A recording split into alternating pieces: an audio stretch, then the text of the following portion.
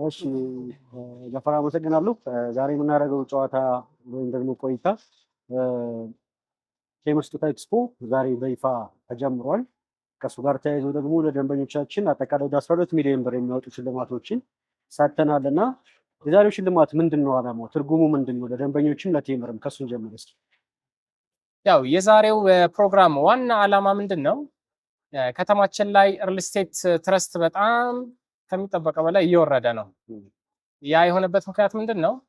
አብዛኛውን ሪል ስቴቶች የሚገቡትን ኮሚትመንት በትክክል ያለመወጣት ችግር ስላለ ማለት ነው። በተቃራኒው ደግሞ እኛ ጋር ምንም አይነት ቁፋሮ ሳንጀምር ዲዛይን እና ቦታውን ብቻ አይተው አምነውን ያው ሙሉ ክፍያ ከፍለውን ትረስት ያደረጉን ከስተመሮች አሉን እና እነሱን በምን እንካስ የሚል የተነሳ ሐሳቤ ነው።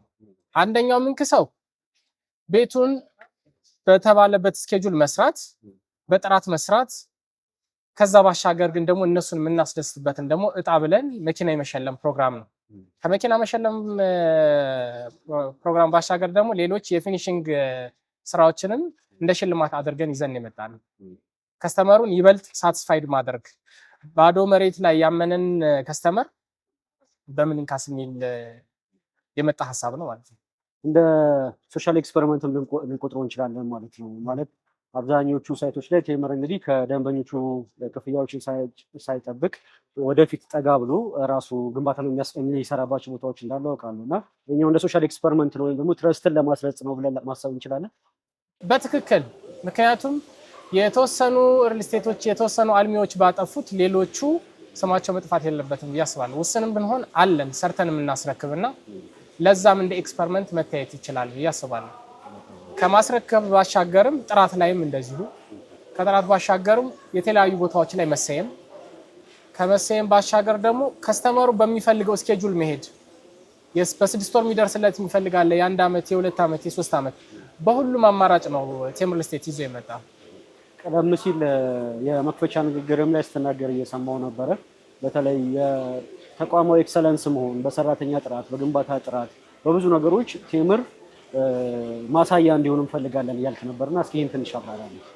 በጣም ጥሩ። ቴምር ስቴት መጀመሪያ አካባቢ በኤክስተርናል ኮንትራክተር ነበረ ሲሰራ የነበረው። ነገር ግን ትንሽ አገር ውስጥ ባለ የኮንትራክተሮች የምንፈልገውን ኒድ አላገኘንም። የኛ የምንፈልገውን ኒድ ለማድረግ የግድ ኮንስትራክሽኑን ማቋቋም አለብን። ለኮንስትራክሽን ወይም ለኮንትራክተር የምንከፍለውን ክፍያ ለኛ ባለሙያዎች ብንከፍል ያን ጥራት ያመጡልናል የሚል እሳቤ ነበረን። በትክክልም ያንን ተገበር ነው። የምንፈልገውን ጥራት አመጡልን። በታይም፣ በኳሊቲ፣ በኮስት ሶስቱንም አጣምሮ የሚሰራ በጣም ልዩ የሆኑ ፕሮፌሽናል ልጆች ነው ያለው። ለዛም ነው ይህን ሰክሰስ እያመጣን ያለ ነው። አሁን ቴምር ቀና ብለህ ካየህ የቴምርን ህንፃ ማየት አይቀርም። በተለያየ አቅጣጫ በአያት ብትሄድ፣ በጋርመንት፣ በመሃል ፒያሳ፣ በለቡ፣ ባጠና ተራ ኤቭሪዌር አለ። አሁንም ተደራሽነታችን በሰፊው ይዘን ነው የምንመጣው። አሁን ቴምር የት ያላችሁ ሲሉን የት ይሁንላችሁ ነው የምንላቸው። ባለ ስንት አለ ሲሉን ባለ ስንት ይሁንላችሁ።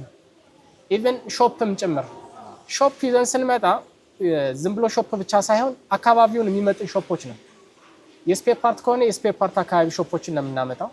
የሸቀጣ ሸቀጥ ከሆነ ሸቀጣ ሸቀጥ፣ ሌሎች ሞሎች ልክ የልብስ ቤት አይነት ከሆነም ልክ እንደዛው የአብዛኛውን ህብረተሰብ ፍላጎት ባሟላ መልኩ ነው።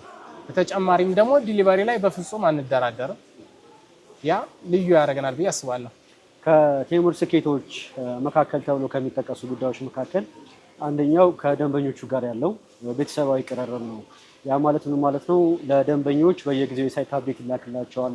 ቤታቸው በምን አይነት የጥራት ደረጃ እየተገነባ በምን አይነት የጊዜ ሂደት እየሄደ እንደሆነ ያሳያል እና እሱ ከደንበኞቻችን ጋር ወይም ከደንበኞች ጋር ያለን ቅርበት ይበልጥ ለማጠናከር ምን ያህል ጠቅሞናል ብለን እናስብ? በጣም ጠቅሞናል። ቴምር ራሱ ይሄን ግንዛቤ ያገኘበት ዋና ምክንያት ስንጀምር ዳይሬክት ወደ ሪል ስቴቱ አይደለም፣ የማህበር ቤቶችን ነው ስናደራጅ የነበረው። የማህበር ቤት ማደራጀት ከሰጠን ጥቅሞች ውስጥ የራሳችንን ቤት እየሰራን ነው። ከስተመሩ ምን ይፈልጋል የሚለውን ለራሳችን እየሰራን ነው ፊሊንጉን ያወቅነው። እያንዳንዱን ሂደት ላይ ትረስት የመፍጠሩን ነገር በደንብ ተክነንበታል ብዬ አስባለሁ።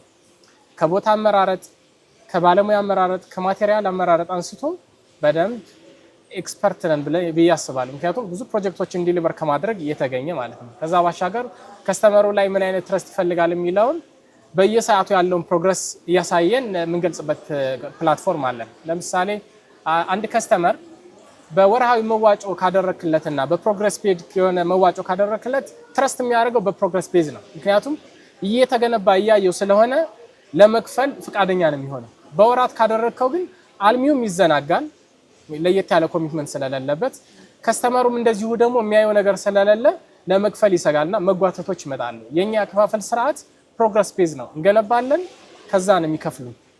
ያ ሞር ከከስተመሩ ጋር አስተሳስሮናል ብዬ አስባለሁ። ከክፍያ ስርዓቱ ባሻገርም ጥራት ላይም እንደዚሁ የእያንዳንዱን የከስተመር ኮሜንት በደንብ እንቀበላለን። በደንብም እየሰራንበት እየሄድን ነው። የመጨረሻ ጥያቄ የማደርገው በቀጣይ ቴምር ያሰባችሁ በጣም ትላልቅ ነገሮች እንዳሉ አውቃለሁ። ከሳይቶችም አንጻር ከፕሮጀክቶችም አንጻር እና ለደንበኞች የምንነግራቸው በዚህ አጋጣሚ ካለ እሱን እስኪ ንጥቀስ። ለደንበኞች መንገር የምፈልገው ምንድን ነው፣ ቤት ሲያስቡ ቀጥታ ወደ ቴምር ነው መምጣት የሚፈልግባቸው። ምክንያቱም የሚፈልጉትን አካባቢ ላይ ተሰይመናል ብዬ አስባለሁ። እንዲሁም ሱቅ መክፈት ከፈለጉ ኪራይ አማሯቸው ከሆነ ቀጥታ ወደኛ ይምጡ። እነሱ ካሉበት አካባቢ ግንባታችንን እናካሄዳለን። የት ነው ያላችሁ ሲሉን የት ይሁንላችሁ ነው። ሱቅም ቤትም ጭምር ነው ይዘንላቸው የመጣንና በምንም አይነት እሳቤ ቴምርን እንዲመርጡ ነው የሚመክረው። መልካም። የ3 ቀን ይቆያል የስጦታ ኤክስፖአችን እና ስለሱም እንዲሁም ደግሞ ዛሬ በጣም በርካታ ሰዎችን ሚሊዮነር አድርገናል ማለት ይቻላል እና ለእነሱም እንኳን ደስ አላችሁ የሚል መልእክት እንዲሁም ደግሞ ስለ ኤክስፖም የተወሰነ ነገር ብለን እንጨርስ። ጥሩ። ያው የመክፈቻ ስነ ስርዓቱን ስናደርግ ሽልማቱን መስጠት ነበረ ስናደርግ የነበረውና ከተሸለሙት ውስጥ አንድ ለየት ያለ ነገር ተከስቷል። አጋጣሚ ሽልማቱ ከተሰጠው አንዱ ሰው ውስጥ ጧት አጋጣሚ ወደ ሳይት ሄዶ ነበረ ፕሮግረሱን ለማየት። በዛ በጣም ሳቲስፋይድ ሆኖ አጋጣሚ ዛሬ ልደቱ ነበረ፣ ከሰዓት ሊያከብር ነበር። በዛ በወጣበት ሽልማቱ ደረሰ ተብሎ ሲደወለት ሚስቱን ያነሳቸው ወጧል ተብለናል። የት ነው የወጣ ስንል አጋጣሚ ሳይት የኛን ሊያይ ነው። ተደውሎ ሲነገረው አላመንም። ልደትም ነው፣ ቤቱን ፕሮግረስ አድርጓል፣ እንደገና መኪና ተሸልሟልና 3 ድርብርብ የሆነ ደስታ ነው የፈጠረው። ከቴምር ጋር ነው ያለው ማለት ይቻላል። ኤግዛክትሊ። ይሄ ሰው በፍጹም ከቴምር ውጭ ሌላ ነገር ያስባል ብዬ አላስብም። ምናልባት ከቤት ባሻገርም ሌላ ምርቶች ካሉ ሌላ ነገር የሚፈልግ አይመስለኝም። ታንኪዩ። በጣም አመሰግናለሁ ጃፋር። መልካም ጊዜ